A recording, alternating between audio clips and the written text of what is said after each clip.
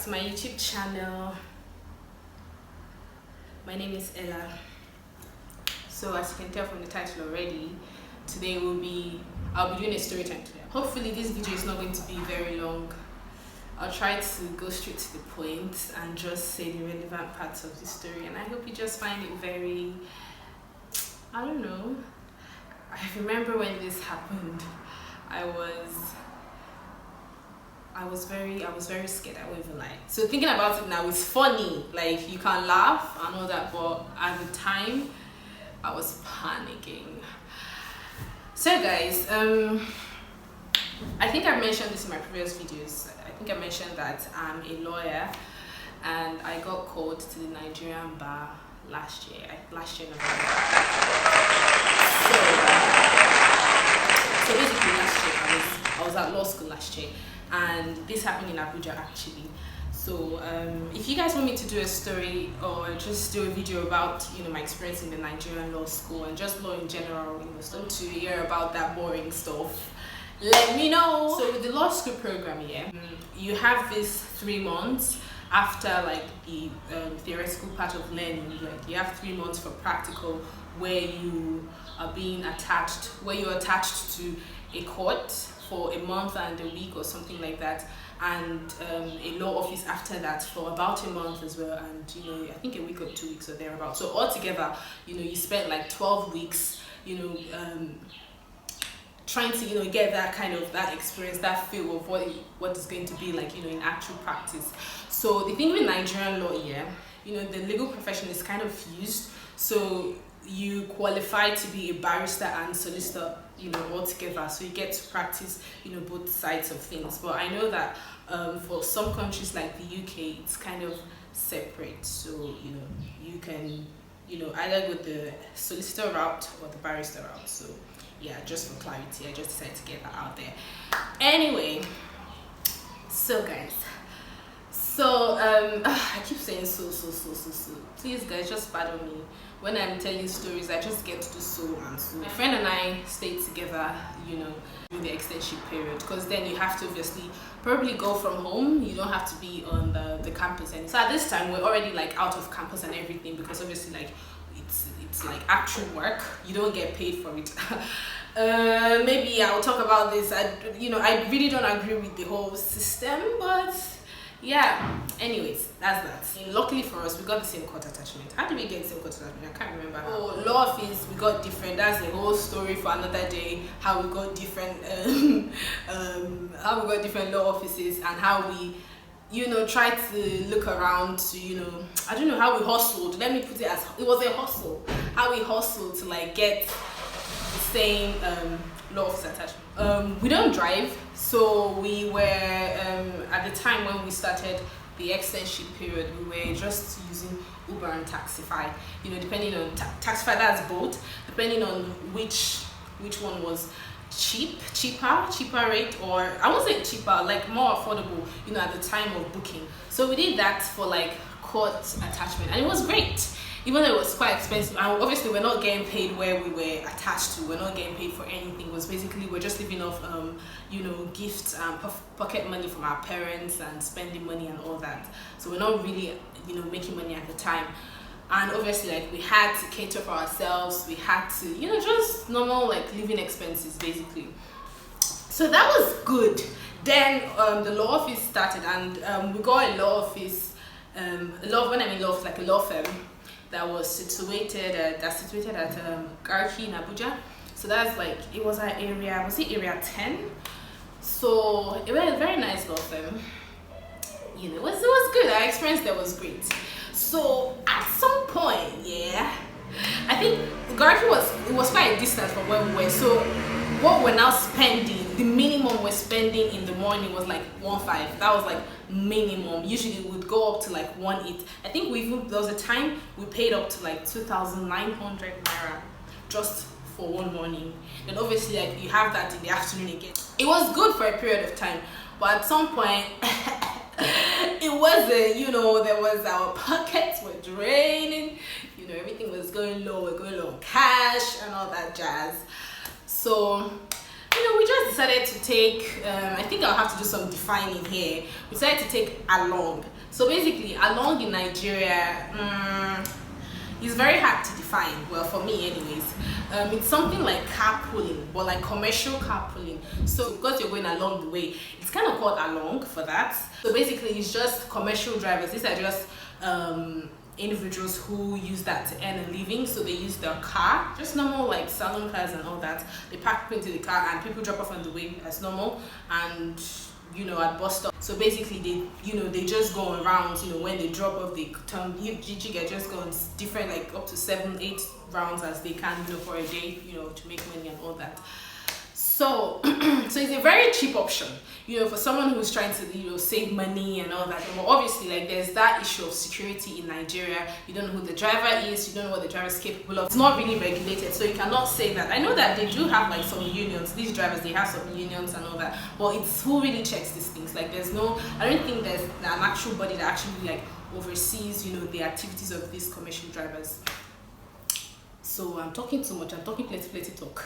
Anyway, so we decided to go with this because we said let's try it out. It's gonna be cheap, right? In the morning, we won't do that in the morning because obviously we're trying to, like, I think we had to start work at 8 o'clock. So at 8 you don't want to start sweating. There's no good transport system in this country, so basically there are limited cars. So in the morning everybody's trying to get to work, and basically you see people that are literally running, pushing, trying to get a car, trying to get a space. You don't want to do that, and we're wearing white and black as young lawyers and all that.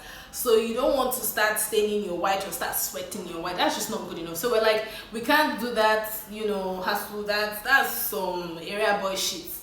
I shall not swear in this video.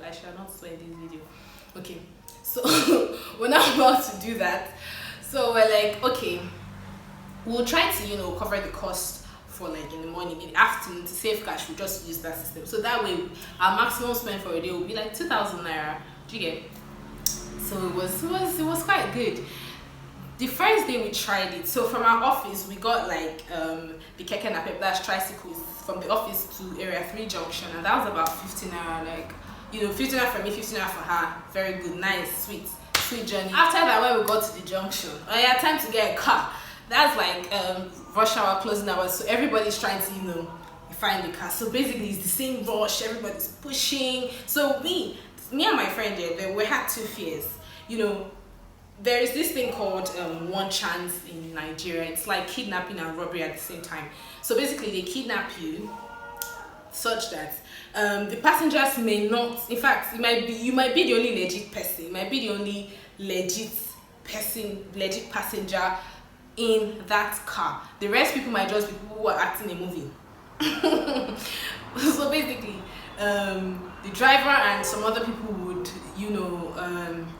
criminals, basically, they will come together, they will act like they're normal passengers. These people are so sleek such that they might just be, they'll look so random, and they'll pick up their people from, they'll pick them from different stops, you look like a normal day-to-day, passenger, driver, whatever.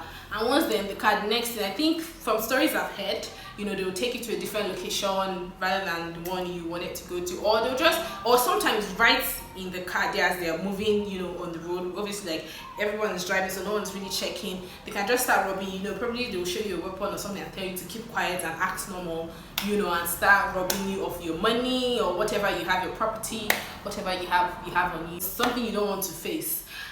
So basically, that was what we're looking out for. We're like, okay, we're trying to get a car. We're not going to just be rushing and just get into just any car. You have to be very vigilant, even though you can't really tell which is which, but you just have to just take extra caution, basically.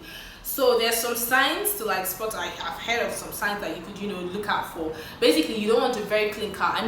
It's going to be cheap fare anyway, so why is the car so clean? Why is the car so clean? So that's, sometimes we use that. I'm not saying every clean car that does that is probably, sometimes there are private individuals who just pick up people, for the car pulling thing I told you about. So sometimes, it's just a very, they'll use a very clean car to lure you, to make you feel like, oh, nice car, rather get into that clean car than get into a rubbish car. Do you get what I mean? And while we're watching out for, we're trying not to get, like I said, into the clean cars. We're trying to get into cars that are looking very rugged, basically scrap cars, scrap metal. But at the same time, we didn't want to, get into the one that's too scraps. We don't want to get into the one that probably has the roof falling off or the door hanging out. Do you get? So there was that, trying to apply wisdom or whatever it was. And we're trying to look at the passengers. If I said when that's looking too dangerous, it's not written on the face. I'm so sorry if I'm stereotyping. Yeah, I wouldn't get it.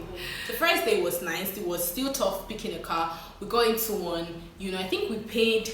Usually they sit like 4 at the back and 2 in front. So I'm even forgetting these things now. Hey, because of quarantine, my friend and I decided to pay for like the 4th person, so we'll just be 3. So that was how the first day was. It was all nice and sweet. We paid, I think, 200 naira per seat, or 150 or 100 naira. I think 200 naira we paid. I can't remember, but yeah, about that. So I mean, it was quite fair. And the second day was when things went south. I think we closed fairly late that day. We closed around past 6 to 7ish. So there weren't much cars, and obviously even as there weren't much cars, there were still people that were struggling to like get in, pushing and all that. So at the same time, remember, I was still trying to watch out. You had to literally settle for anything. So I remember there was the car that we got into wasn't really shabby looking, but it wasn't the best. It was just average. So we're like, well, it's an old model. We'll just get into the car. So when we got in here, it was, I think first of all, it was even me and my friend Seth and one girl in the front seat. So I was like, but I was like, okay, let's see. He's trying to pick up passengers. Let me ensure that this guy fills up his car. So basically, we told him we'll pay for 1 seat. So it was I sat in the middle. My friend was at what's this hand? This is my left hand, right? Yes. My left hand side. Then obviously, like, I think a guy got into my right hand side, and the guy was looking, like I said, very innocent looking. He just looked very normal, very basic. We felt comfortable. So usually what they used to do is, if they don't find like passengers to fill up the car, they would go on the service lane so that they could easily pick up somebody along, while we're going. They could just easily pick up someone to like get into the car, because I mean, this is something they do for a living, so they have to always fill up their cars so they could earn money.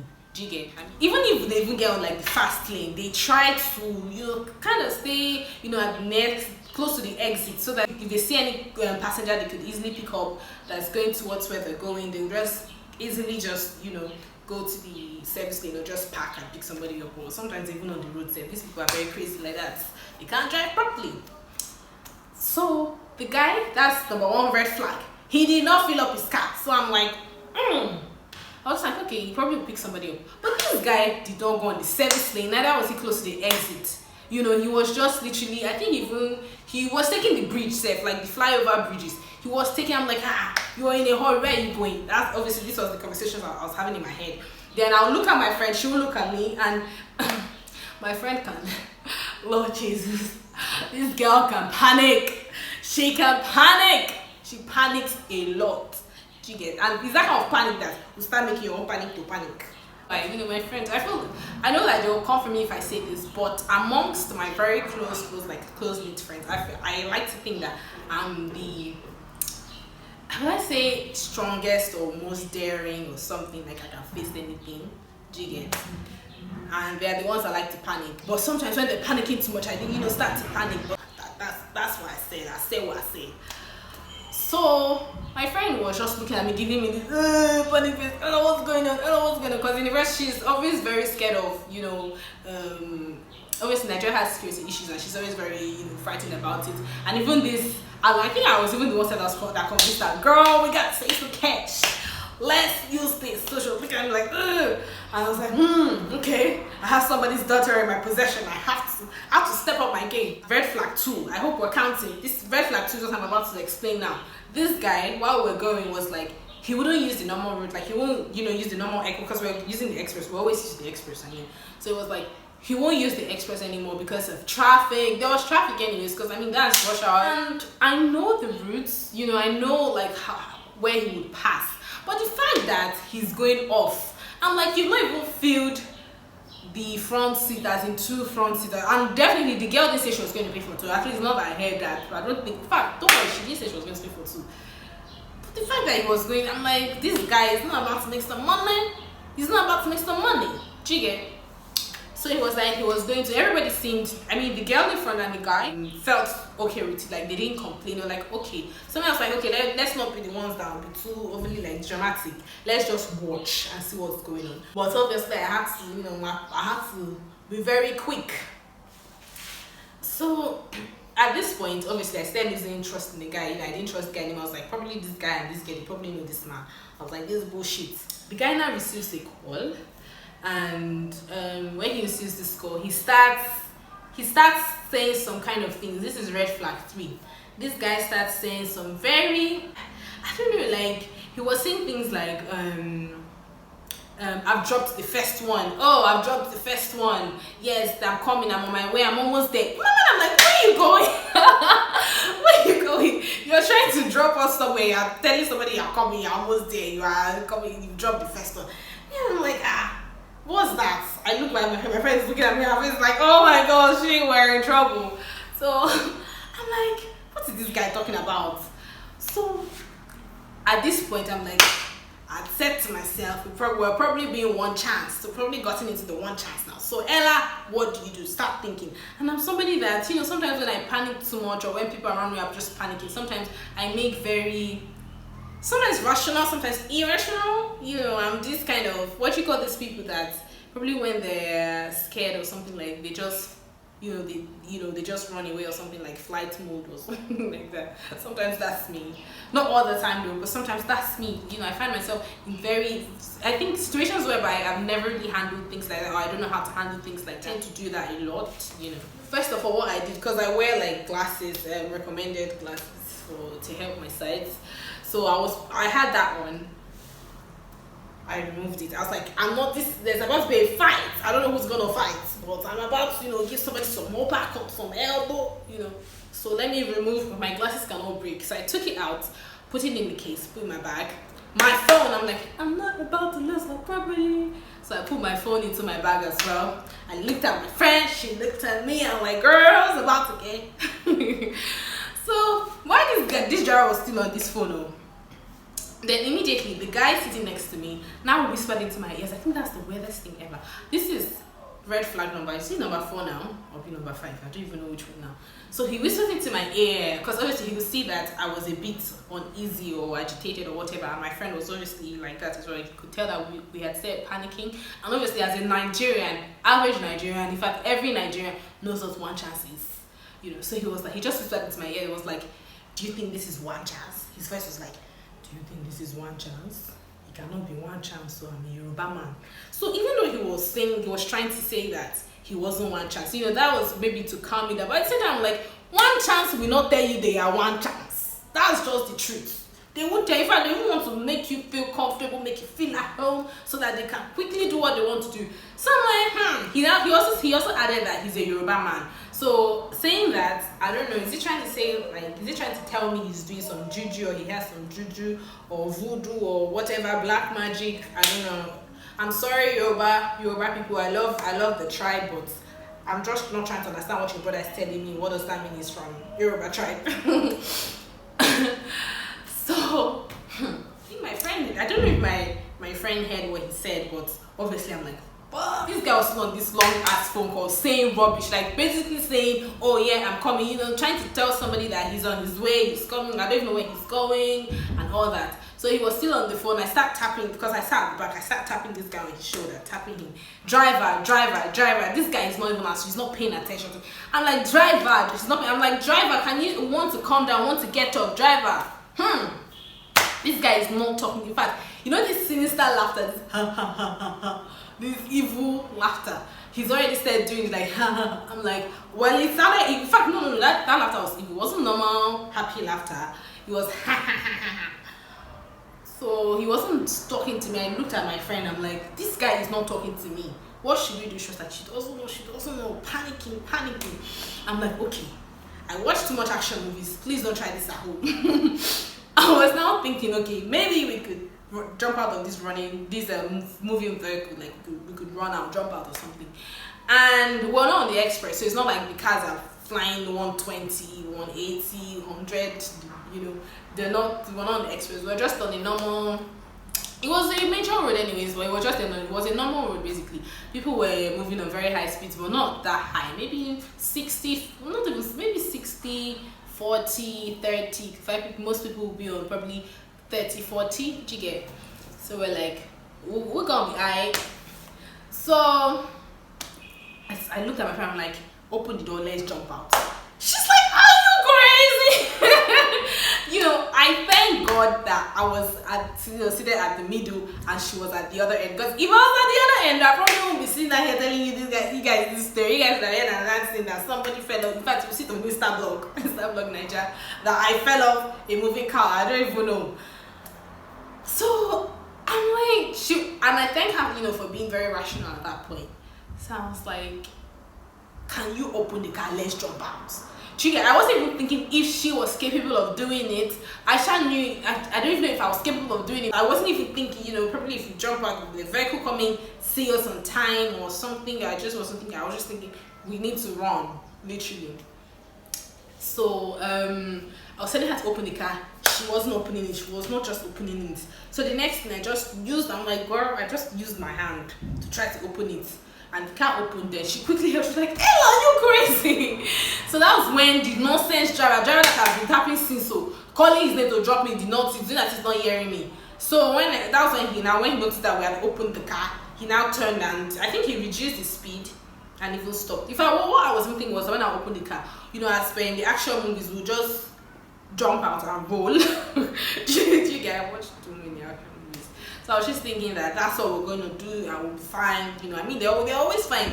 Usually, you got people that jump out of cars in like action movies, you're just this was no scratch. Not saying most times no scratch. We're gonna be alright. I mean, just be like this. So yeah.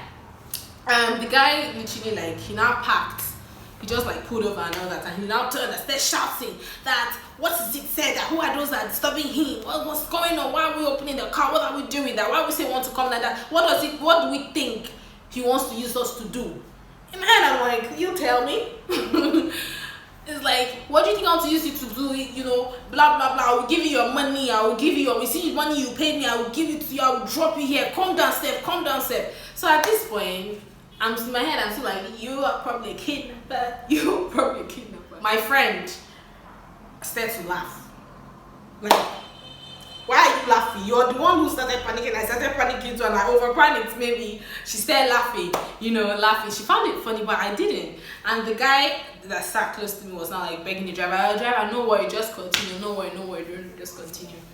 So the guy continued to trick. My friend was laughing. At some point I could, just get but in my chest, oh Jesus, it wasn't funny. I didn't feel good at all. So eventually, like, we got to, after all that drama, he dropped us off at where we were going to stop, and yeah, it was alright.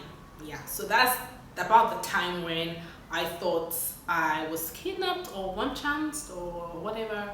Like, yeah, thankfully, thanks to God, nothing happened. It wasn't me. I don't know if I still feel somewhere in my chest like that guy had some intentions.